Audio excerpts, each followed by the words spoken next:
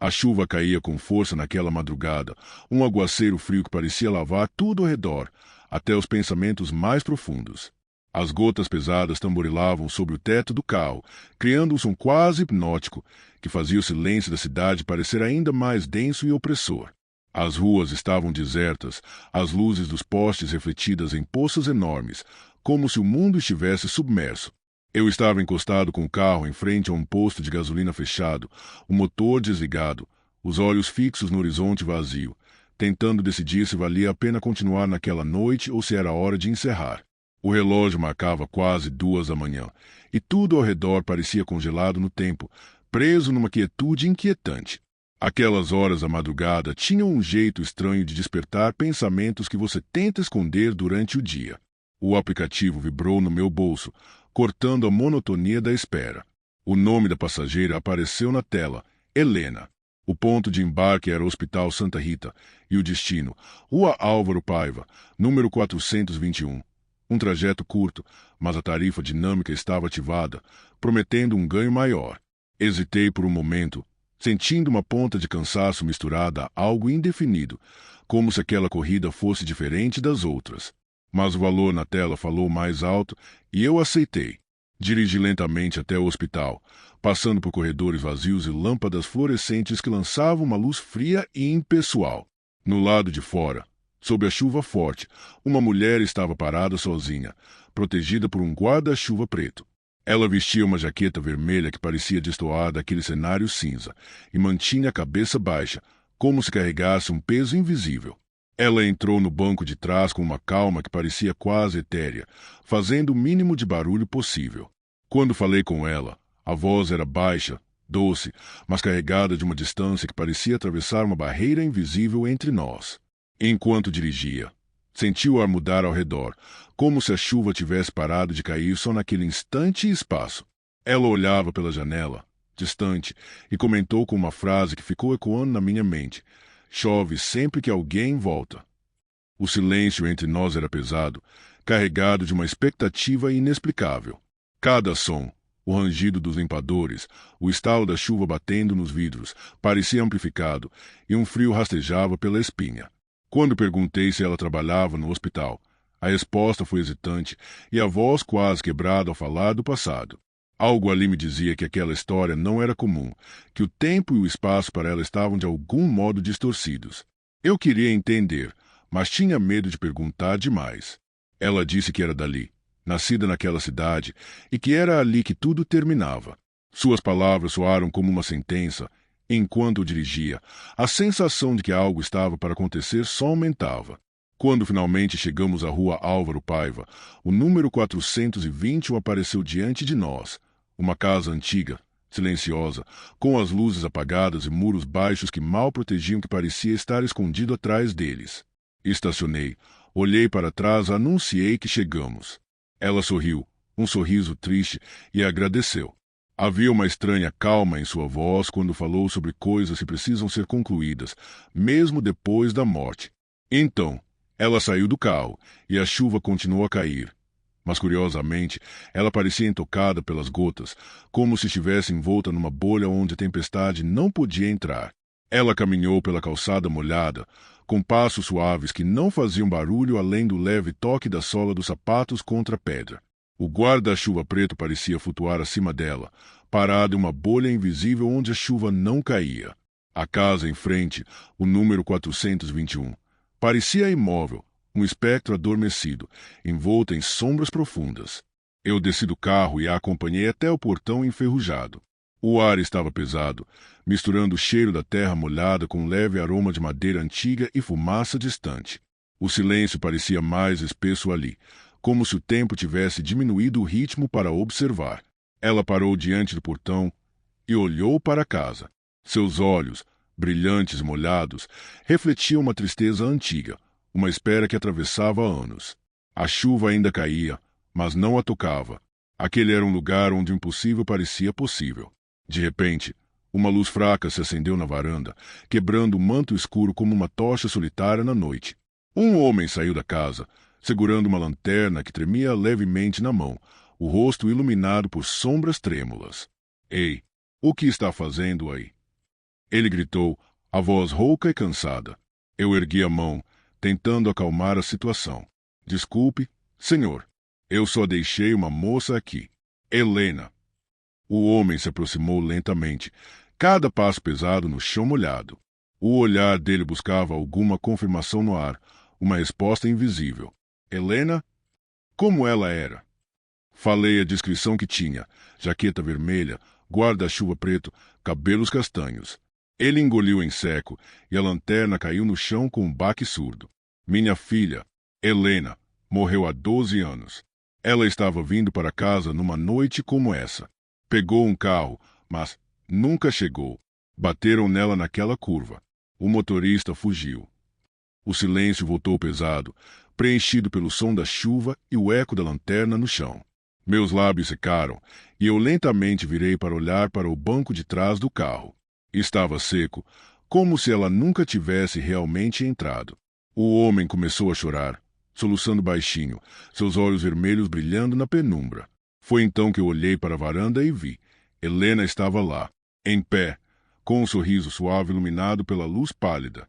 Seus olhos brilhavam com uma calma serena, como se dissesse que agora tudo estava em paz. Ela sentiu levemente uma confirmação silenciosa, e então desapareceu nas sombras da noite. Eu não disse mais nada. Voltei para o carro e engatei a ré, saindo lentamente da rua, enquanto a chuva continuava a cair, implacável, lavando tudo, menos os segredos daquela noite. Dias se passaram, mas a imagem daquela noite não saiu da minha mente. A figura dela, Helena, silenciosa e calma, parecia seguir meus pensamentos, como um eco distante que não se desfaz. Sentindo uma inquietação que não sabia explicar, decidi voltar àquela rua, para conversar novamente com o homem. A chuva desta vez estava mais fraca, um manto cinza que cobria o céu, quase sem vida. Quando cheguei à casa, o homem me recebeu com um olhar cansado, quase desesperado, mas também com uma faísca de algo novo, esperança. Ela apareceu de novo, não foi? Perguntei, tentando não soar invasivo. Ele assentiu, com a voz rouca. Sim, e dessa vez ela conseguiu voltar para casa. Queria entender melhor, então ele começou a contar.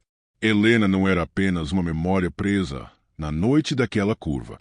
Ela havia se tornado algo entre o mundo dos vivos e dos mortos, um espírito que vagava na chuva, buscando o caminho de volta para casa, para a paz que nunca teve. Ele contou que, nas noites em que a chuva caía forte, ela aparecia à porta, às vezes tocando a maçaneta, outras vezes apenas olhando para dentro, esperando uma permissão silenciosa para entrar. É como se ela estivesse presa em um limiar, disse ele. Nem aqui, nem lá, mas agora parece diferente. Ela tenta dizer que agora pode ficar. Enquanto ele falava, uma sensação gelada tomou conta do meu corpo, como se o ar ao redor tivesse se tornado mais pesado e as sombras mais longas. Naquele momento, o som da chuva parecia mais intenso, cada gota batendo contra o chão com uma urgência inquietante. Olhei para fora e, no reflexo da janela, vi uma silhueta distante, vestida com uma jaqueta vermelha, parada sob um guarda-chuva preto. Ela não se moveu. Apenas me observou, com olhos que pareciam carregar todo o peso da saudade e da espera. Por um instante, tudo ficou suspenso no tempo. Eu sabia que aquela noite mudaria para sempre minha visão do que é possível entre a vida e a morte. A chuva caía incessante naquela noite, como se o céu tivesse decidido nunca mais parar de chorar. O som da água batendo contra o telhado do meu apartamento era quase hipnótico, mas, em vez de trazer calma, só fazia o peso da noite crescer dentro de mim. A conversa com o homem da casa ainda reverberava na minha mente, deixando um nó na garganta que parecia impossível de desfazer. Eu precisava entender mais. Precisava sentir com meus próprios olhos o que aquela história escondia. Peguei meu casaco pesado, o gravador no bolso, e saí pela porta, sentindo o vento úmido que atravessava as ruas desertas. As luzes dos postes piscavam fracamente, refletidas em poças de água que cobriam as calçadas, formando pequenos espelhos quebrados que distorciam a cidade à minha volta. Enquanto caminhava, o silêncio parecia crescer em peso. Não havia sequer o som de um carro passando, ou de um cachorro latindo ao longe. A cidade estava imóvel, como se estivesse prendendo a respiração. O ar estava frio, e cada passo meu sobre o chão molhado fazia ecoar um som abafado que parecia não pertencer àquela madrugada. Cheguei à curva da rua Álvaro Paiva, o local onde Helena havia sofrido o acidente há mais de uma década. O lugar parecia comum, à primeira vista, mas havia algo ali, uma tensão invisível, uma presença sutil que fazia meu coração acelerar. O ar tinha um peso, denso e silencioso, e o som da chuva parecia agora misturado a um murmúrio quase imperceptível, como se a própria floresta ao redor quisesse contar um segredo esquecido. De repente, um movimento à beira da minha visão me fez congelar. Atrás de uma árvore, uma figura tênue apareceu, quase transparente. Era Helena. Seu rosto pálido iluminado pela luz fraca da rua, seus olhos profundos fixos em mim, carregavam uma tristeza imensa e uma vontade silenciosa de ser ouvida. Havia uma fragilidade que me cortava o peito, como se ela estivesse presa entre dois mundos, incapaz de seguir em frente. Ela tentou falar, mas nenhum som saiu de seus lábios. Apenas levantou a mão lentamente e apontou para a casa na rua Álvaro Paiva, como se me chamasse para ir até lá, para desvendar o que ainda estava por trás daquele mistério. O vento soprou mais forte, carregando consigo um sussurro incompreensível que me envolveu. Um arrepio gelado subiu pela minha espinha, e por um instante, tudo ao meu redor ficou imóvel. A chuva, o silêncio, o frio, tudo parecia conspirar para me empurrar para aquela verdade oculta. Voltei para casa com o coração pesado e a mente cheia de perguntas. A imagem de Helena, seu olhar, seu gesto, sua tristeza, ficou gravada em mim, como uma cicatriz invisível que me lembrava que aquela história não acabará. Era apenas o começo de algo que eu ainda não entendia, uma história de perda, esperança e um desejo profundo de paz, que transcendia até mesmo a morte. A madrugada chegou envolta em um silêncio quase sobrenatural, como se a floresta tivesse prendido a respiração. As árvores, antes testemunhas mudas e firmes, agora pareciam se curvar levemente, suas copas sussurrando segredos entre si, no idioma feito de folhas que roçavam umas nas outras. Damião avançou sozinho, com passos lentos e pesados, rumo ao coração da mata. O ar estava úmido, carregado de um odor terroso e um leve cheiro de musgo antigo. A neblina rastejava rente ao solo, envolvendo suas pernas como dedos gelados. Seu corpo trêmulo carregava mais que o peso dos anos, trazia o peso do medo e da responsabilidade. Na clareira, o círculo de pedras coberto por musgo parecia pulsar como um coração. O silêncio ali era absoluto, quase opressor, e o tempo parecia se dilatar. Damião ajoelhou-se, seus joelhos afundando na terra úmida. Ele estendeu as mãos, tocando o frio das pedras, enquanto sussurrava palavras num tom quase inaudível, carregadas de uma súplica antiga. O guardião despertou. Um tremor percorreu a mata, as árvores estremeceram, e um vento frio uivou entre os troncos, como um lamento de algo que voltou a caminhar livre. Damião sentiu sua alma sendo puxada, como se raízes invisíveis se enroscassem em seu peito. Ele não lutou. Sabia que o pacto precisava ser renovado, um novo silêncio, um novo preço a pagar. A presença se fez mais densa, como se a própria escuridão tivesse ganhado forma, envolvendo Damião e absorvendo sua essência sem dor, sem som. Ele desapareceu, deixado apenas o vazio onde antes havia vida. Dias depois, os dois jovens que haviam sobrevivido foram encontrados na beira da floresta. Seus olhos estavam sempre fechados, como se temessem enxergar o que os cercava. O medo os dominava de tal forma que sequer conseguiam falar. Em vez disso, escreviam palavras trêmulas, uma única mensagem. Ele não precisa de olhos para ver, mas se você olhar, ele nunca mais vai embora. A floresta voltou a silenciar, e o guardião dormia novamente. Por enquanto, mas no ar ainda pairava a certeza que um dia o pacto seria quebrado outra vez e a mata voltaria a cobrar seu preço.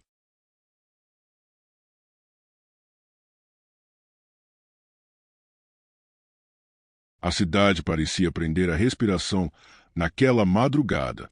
Um silêncio denso, quase palpável, que fazia cada passo ressoar com um eco estranho, como se o próprio ar se recusasse a se mover. Era uma daquelas noites em que o mundo parece suspenso, onde até o coração lateja alto demais.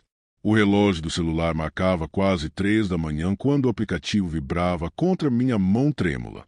O nome do passageiro apareceu: Adrian. O destino: Biblioteca Pública Central. O ponto de partida era a Rua Aurora, número 0, um endereço que não existia, pelo menos não oficialmente. 0, tá de brincadeira comigo, pensei, tentando rir para esconder o frio que me subia pela espinha. Já estava na rua, não havia como recusar. Quando cheguei, a biblioteca se erguia imponente e sombria. A fachada antiga, marcada por colunas góticas e gárgulas esculpidas no topo, parecia um castelo esquecido pelo tempo, uma igreja que havia perdido a fé na luz. A chuva fina insistia em cair, mas o prédio parecia repelir as gotas, que deslizavam por suas pedras como se temessem tocá-lo. Foi então que ele apareceu. Uma figura alta, magra e imóvel na penumbra da porta, vestido com um sobretudo negro pesado. A chuva escorria ao redor dele, mas nunca molhava. Seus passos, ao se aproximar, não faziam som comum. Pareciam leves, quase flutuantes, abafados por um véu invisível. Quando entrou no carro, o silêncio se tornou ainda mais denso. Ele se acomodou no banco de trás, imóvel, e o retrovisor revelou um espanto. Seu reflexo não existia. Boa noite, senhor. Tudo certo? Tentei puxar a conversa, a voz trêmula. Ele respondeu com uma frase que parecia sussurrar direto para dentro da minha alma. A noite não tem culpa. A voz era baixa, aveludada, mas carregava uma vibração sombria que congelava o ar dentro do carro. Cada palavra que saía daquela boca parecia diminuir a temperatura, um frio que se infiltrava até os ossos. Tá indo para a Rua Aurora, número 0, arrisquei, com a garganta seca. Um lugar antigo, onde o tempo não respira. O jeito como falava me fazia querer olhar para trás, para as sombras que começavam a se mover lá fora. Tentei desviar o pensamento, puxando o papo. Trabalha na biblioteca? Leio. E escreve também? Já escrevi obituários. Puro esporte. Eu ri, nervoso, tentando aliviar a tensão. Que tipo de leitura o senhor curte? Ele inclinou a cabeça lentamente, como um predador avaliando sua presa.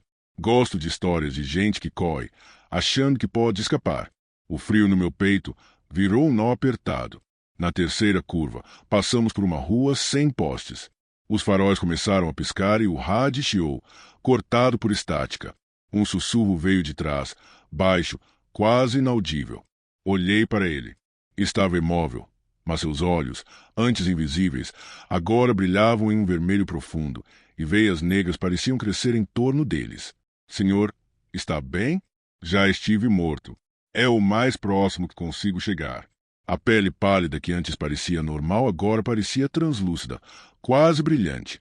Quando sorriu, seus dentes não eram de vampiro, eram dentes de predador, finos e afiados, feitos para rasgar, não para morder. Você tem um cheiro interessante. Ai, tem medo no suor, mas também curiosidade. Você não tem fé. Isso é bom. Meus dedos tremiam no volante. Parei o carro, incapaz de seguir. Se quiser descer aqui, tá tranquilo, viu?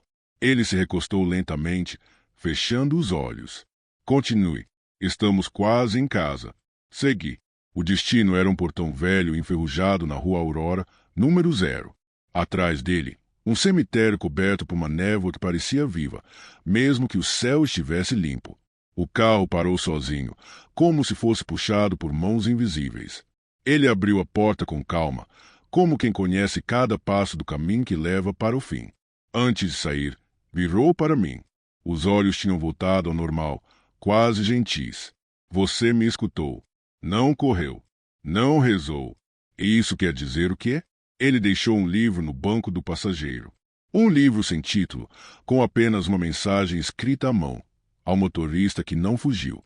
Os que enfrentam a noite com olhos abertos merecem vê-la passar. E sumiu entre os túmulos. Sem pressa, sem som. Como um pensamento que se desfaz no vento. O silêncio que ficou após a saída dele parecia pesar no ar do carro, como se a escuridão tivesse engolido não só o passageiro, mas também todo o calor e vida que ainda restavam. O único som era o leve gotejar da chuva que finalmente tocava a lataria, misturado com a batida acelerada do meu coração. Olhei para o banco do passageiro.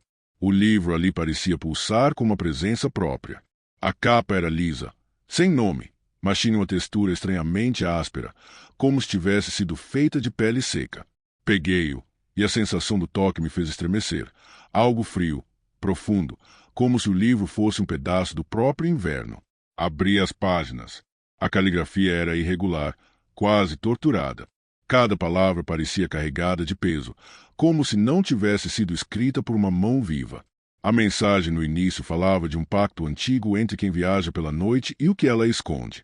Enquanto lia, as luzes do carro começaram a piscar e um vento súbito passou por dentro do veículo, mesmo com as janelas fechadas. O rádio, que já estava mudo, voltou a chiar, uma estática carregada, que aos poucos formava sussurros quase inteligíveis. Você não deve olhar para trás. O arrepio me dominou. Olhei no espelho retrovisor, mas não vi nada além da estrada vazia e da névoa que se arrastava pelas margens. Senti um peso no peito, como se uma presença invisível estivesse ao meu lado, respirando lentamente. O ar ficou pesado, o cheiro mudou, um odor antigo, entre terra molhada e algo metálico, como ferro enferrujado. O livro parecia se aquecer nas minhas mãos. As palavras agora se embaralhavam e formavam frases que eu não conseguia compreender. As luzes da rua começaram a se apagar uma a uma, e a escuridão parecia me envolver como um manto sufocante. De repente, o carro foi envolto por um nevoeiro denso, e através dele, sombras começaram a se mover, lentas e silenciosas. No meio da névoa, figuras indistintas surgiam, silhuetas de pessoas, mas distorcidas, como ecos de almas perdidas que tentavam me alcançar. A visão durou segundos, mas pareceram horas. Meu coração acelerou, as mãos suavam no volante, e uma voz profunda, quase um lamento, sussurrou. Não há fuga para quem caminha com a noite. O nevoeiro dissipou-se tão rápido quanto chegou, e as luzes das ruas voltaram. Eu estava parado, sem saber quanto tempo havia passado, olhando para o vazio na estrada. O livro continuava ali, intacto, mas o ar ao meu redor parecia carregar uma sombra invisível, como se aquele encontro tivesse aberto uma porta para algo que agora me seguia. Eu sabia que aquela noite não terminaria quando eu chegasse em casa. O carro parecia mais pesado a cada quilômetro. O livro no banco ao lado emitia um leve brilho, como se tivesse vida própria, e eu não conseguia parar de olhar para ele.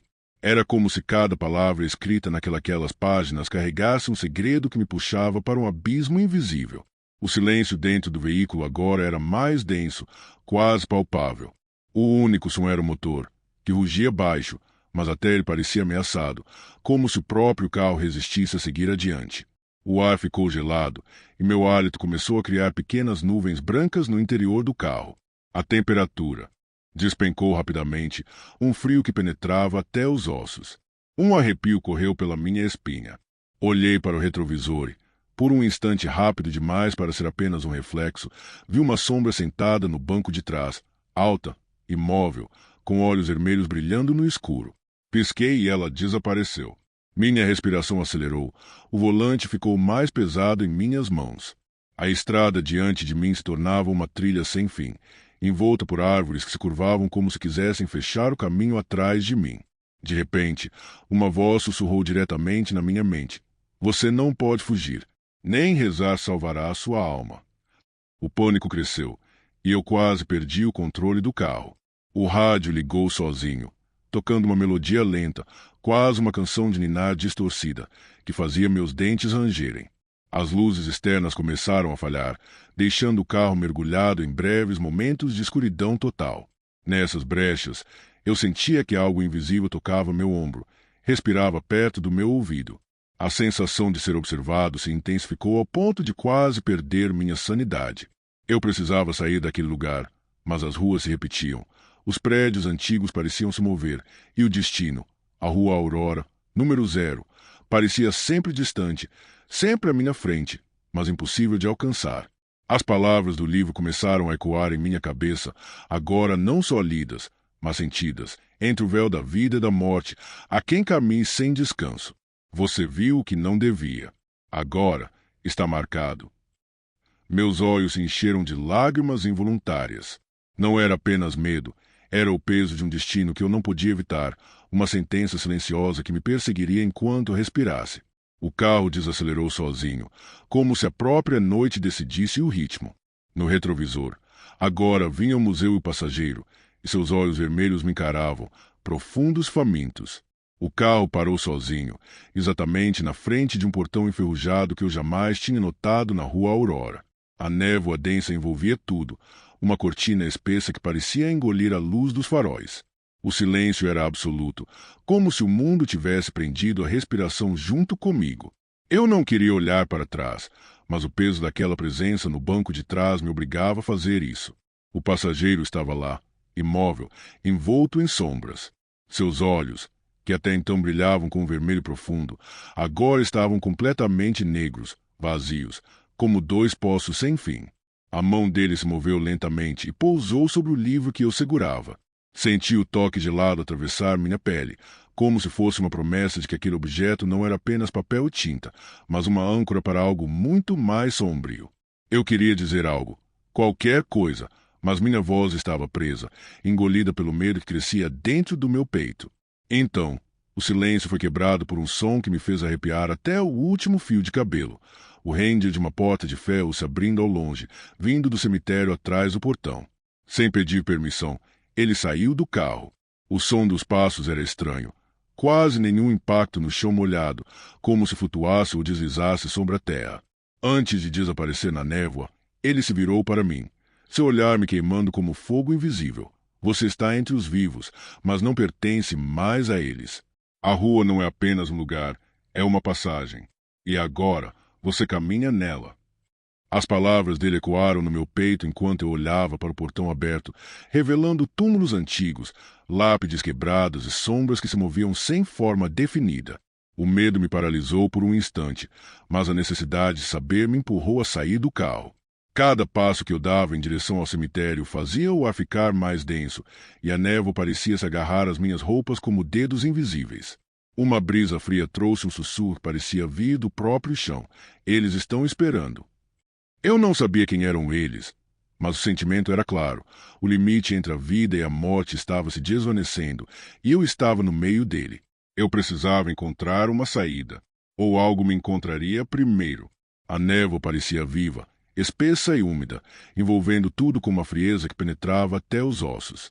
O silêncio do cemitério era cortado apenas pelo som distante de um sino quebrado, que vibrava com uma lentidão agonizante. Eu caminhava entre os túmulos antigos, sentindo o peso de cada passo como se o chão tentasse puxar meus pés para baixo. As lápides, cobertas de musgo e rachaduras, pareciam observar, testemunhas silenciosas de segredos que jamais deveriam ser desvelados. De repente, uma sombra se moveu entre as árvores. Não era o passageiro, mas algo ainda mais antigo, uma presença invisível que se fez sentir como um sussurro no vento e um frio súbito na espinha. Os olhos dele, o passageiro, reapareceram na névoa, brilhando com um vermelho sombrio, fixos em mim.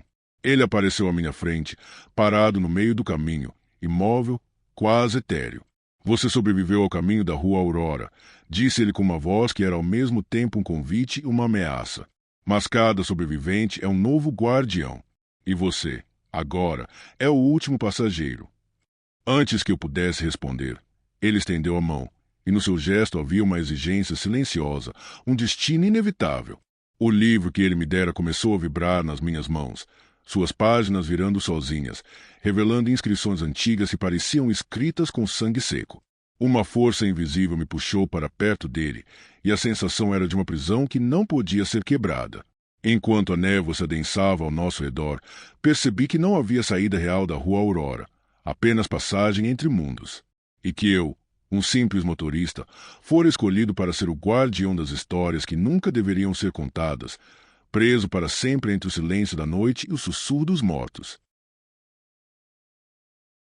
Se você gostou do vídeo, não se esqueça de se inscrever e deixar o seu like. Sinta-se à vontade para dar novas sugestões e deixar algum relato ou história sombria nos comentários. Até a próxima!